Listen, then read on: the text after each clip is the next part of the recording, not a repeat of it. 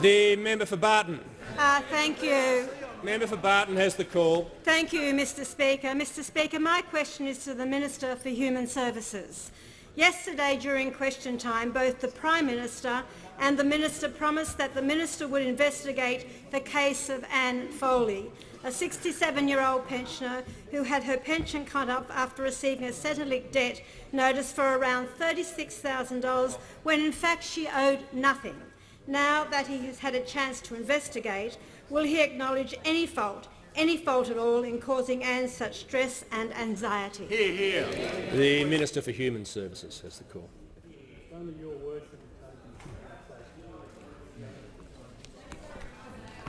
Minister has the call. Can I thank the member for that question and also for providing the details of Mrs Foley to my office late this morning. I have had an opportunity to investigate Mrs Foley's case, as I said that I would if I was provided those details. Mrs Foley was sent a letter initially because there was a discrepancy between the income information which she had provided to Centrelink with that which was held on the Australian Taxation Office record. And that letter, as is the case with all the initial letters, asks if that person can explain that discrepancy and if they'd like to Member for update their Isaacs record. is warned. Members on my left. Mrs Foley. The Minister will resume his seat for a second. As I've said numerous times, when a specific question is asked, members on my left want me to listen to the answer, but prevent me from doing so with a wall of interjections. The member for Isaacs is warned. The Minister has the call. Thank you, Mr Speaker. So Mrs Foley was sent a letter and she engaged with Centrelink, and her case was actually referred for manual processing. That is when a Centrelink officer takes full control of her case and manually engages with her. Now, this is the process which has been occurring since 1990, and it is also the process upon which the member for Barton says that they would revert back to if they were going to go back to government. Now, unfortunately, this Centrelink official did make an error.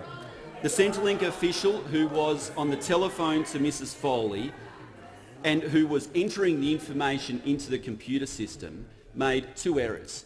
She put in the correct income information, the Centrelink official did, and she also put in information about her income into the wrong time period.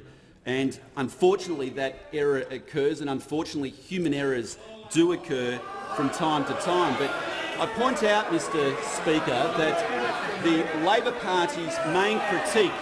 The Minister resume his seat.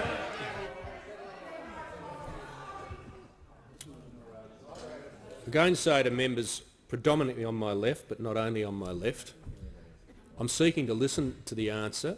This is an example where the member for Barton's asked a very specific question and the Minister is answering it point by point. You can't simultaneously expect me to seek to listen to the answer to be able to rule on it, as the manager of opposition business would like me to at certain points, while preventing me from hearing it.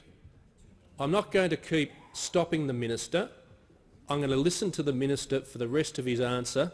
If there's any interjections, have no doubt you'll be out under 94A. Have absolutely no doubt. We have a minute to go. The Minister has the call.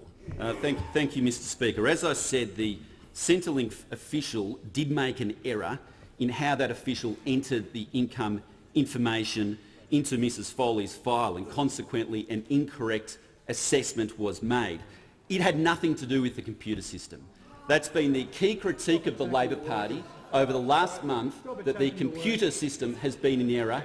This was a human error. And Mrs Foley, as was her right, as is everybody's right, sought a review of her assessment, and that review corrected the record, and consequently her pension was reinstated on the 9th of November. But just in the time remaining, can I make a suggestion to the member for Barton? and that is if you are genuinely concerned about your constituents. Instead of putting up cases to the Parliament or to the media, which have nothing to do with the online compliance system, raise them with me. We can properly investigate them. If an error occurs, that can be fixed. The member for Boothby.